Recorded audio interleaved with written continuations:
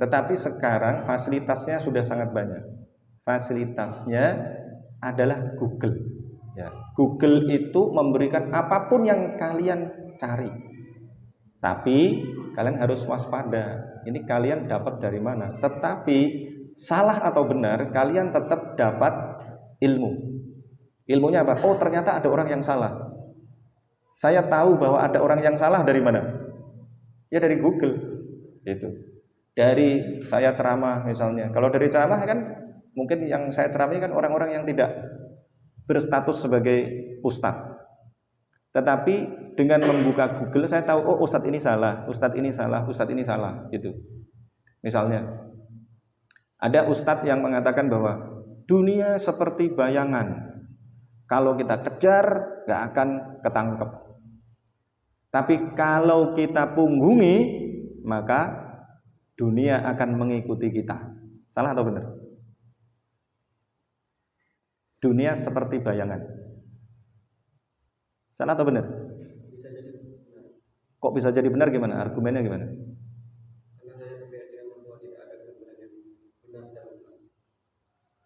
Ya kalau itu iya. Yang benar itu cuma Allah. Tapi kita dikasih logika. Bukan begitu jawaban nanti yang harus kita kembangkan di sini. Ada kebenaran mutlak, ya, dan ada kebenaran relatif, dan kemudian ada kekeliruan mutlak. Orang berzina itu salah atau benar? Apakah kamu akan mengatakan hanya Allah yang tahu? Enggak kan? Sama dengan itu kan? Ya. Menyembah Allah itu benar atau salah? Tuhan satu itu benar atau salah?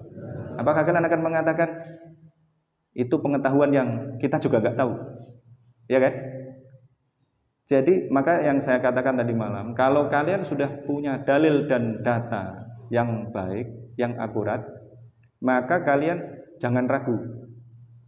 Walaupun sedunia ini mengatakan kalian salah, kalian harus yakin bahwa kalian adalah orang yang benar. Kalau sudah kalian pelajari dengan baik. Tetapi jangan lupa selalu kasih ruang bahwa pendapat kita itu masih ada kemungkinan salah, gitu loh. Terlalu begitu, tetap, ya. Tetapi kalau poin bahwa Tuhan satu itu sudah nggak ada ruang salah lagi, udah nggak ada. Paham? Ya kan? Oke. Jadi walaupun kita menguasai kosakata, belum tentu pemahaman kita benar. Gimana? Dunia adalah bayangan. Benar atau salah? Benar. Logikanya gimana?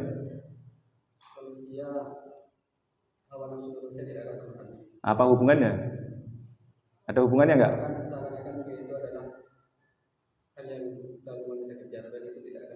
Gini, ini harus latihan berlogika. Bang Nabil nanti tolong kasih pelajaran logika, ya. Harus ada ini pelajaran logika. Ini logikanya belum ini, belum.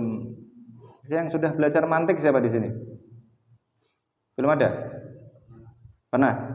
Nah sekarang kalau sudah pernah belajar mantik, sekarang tadi itu dunia seperti bayangan. Kalau kita kejar, maka kita tidak akan mendapatkannya karena dia lari. Paham? Ini ada bayangan. Coba dimatikan dulu lampunya. Lampunya mana yang bisa dimatikan? Biar ada bayangannya. Nah, mana? Yang ini dimatikan dulu? Enggak, yang itu udah benar. Udah benar, Bang.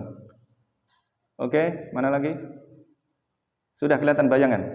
Nah, kamu sini coba. Ya, kelihatan bayangannya? Walaupun gitu, yang sana matikan dulu coba. Bisa? Berarti dunianya yang mana? Itu dunia.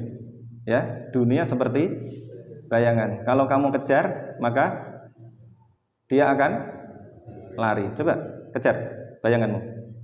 Lari kan dia? Kalau kamu punggungi? Ya. Kalau kamu punggungi, nah, kamu lari, kamu ke sana. Dia gimana? Mengikuti. Dunia diibaratkan dengan bayangan. Dunia itu apa? Uang misalnya. Apalagi kekuasaan. Dunia itu kan dianggap dunia. Wah, nyari dunia gitu. Ya. Tadi itu dunia seperti bayangan. Kalau kamu kejar maka dia akan lari. Kalau kamu punggui maka dia akan mengikuti. Benar atau salah? Benar. Nah, itu logikanya masih keliru. Kalian pernah kerja? Siapa yang pernah kerja? Yang pernah nyari uang siapa? Dapat nggak? Dapat. Berarti logikanya salah apa benar? Tadi itu kan dia tidak akan pernah menemukan bayangannya, karena bayangannya lari terus kalau dia kejar. Kamu nyari duit kan? Dapat. Dapat. Pak Jokowi nyari kekuasaan kan? Dapat nggak? Dapat. Tapi yang dapat lebih banyak atau lebih sedikit?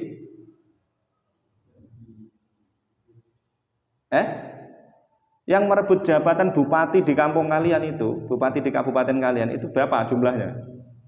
Berapa pasang? Yang merebut pada saat pilkada itu ada berapa pasang?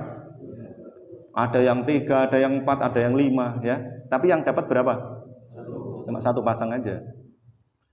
Nah, ini kesalahan apa namanya? Kesalahan analogi. Menganalogkan antara dunia dengan bayangan. Kalau bayangan kamu kejar sampai kemanapun ya nggak akan dapat. Tapi kalau dunia kamu kejar, kadang dapat, kadang tidak. Ya kan? Paham? Faktanya begitu kan? Oh, itu logika namanya. Kalian harus punya analogi. Terus kalau kamu memunggungi dunia itu, dapat nggak? Kamu ini nggak usah belajar. Kayak tadi malam itu loh, saya bilang, apa itu takbiratul ihram? Kalian nggak tahu, terus kalian nggak mencari. Kira-kira itu pemahaman kalian itu datang sendiri apa enggak? Enggak, gitu. Ya kan? Ini kalau saya biarin, nanti ya begitu. Nah, oke, dihidupin lagi. Paham ya? Jadi kalau kalian punggungi dunia maka akan mengejar. Bener apa enggak? Coba kamu diam aja itu. Kira-kira dapat apa enggak? Dapat duit enggak? Kamu di sini aja. Dapat duit enggak kira-kira? Ya enggak dapat. Gitu. Kenapa kok pemahaman yang begitu marak di pesantren? Itu yang menyebabkan umat Islam jadi miskin. Yang menyebabkan mereka miskin ya begitu. Karena apa? Karena nggak mau mengejar dunia. Mengejar dunia itu memangnya salah? Salah apa enggak? Enggak. Wong dalam Al-Qur'an wabtaghi fima atakallahu darul akhirata wala tansa nasibaka minad dunya. Oh gitu. Ya kan, suruh ngejar juga gitu. Ya. Kita suruh nyari uang, suruh nyari rizki. Ya kan? Loh, sekarang kenapa? Nanti saya carikan kenapa kok di pesantren yang marah adalah pandangan begitu. Mestinya pesantren enggak begitu mestinya, ya. Karena yang mengatakan ini adalah Ibnul Qayyim Al-Jauziyah. Kemudian di Indonesia ini banyak sekali ustadz yang mengambil pendapat itu tanpa sikap kritis. Nah, itu dia masalah. Oke ya? Paham ya? Ini yang selalu akan kita kritisi. Jadi kalian harus membuang cara berpikir lama yang ternyata itu nggak benar gitu.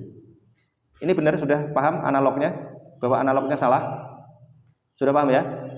Jadi kesalahannya kesalahan apa? Kesalahan analogi, begitu.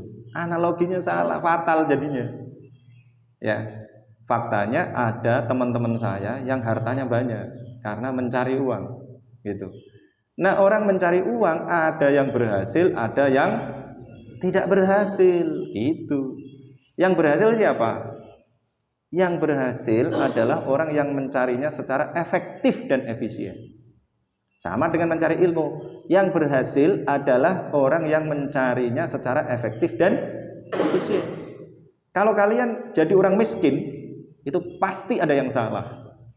Yang salah bisa kalian sendiri, bisa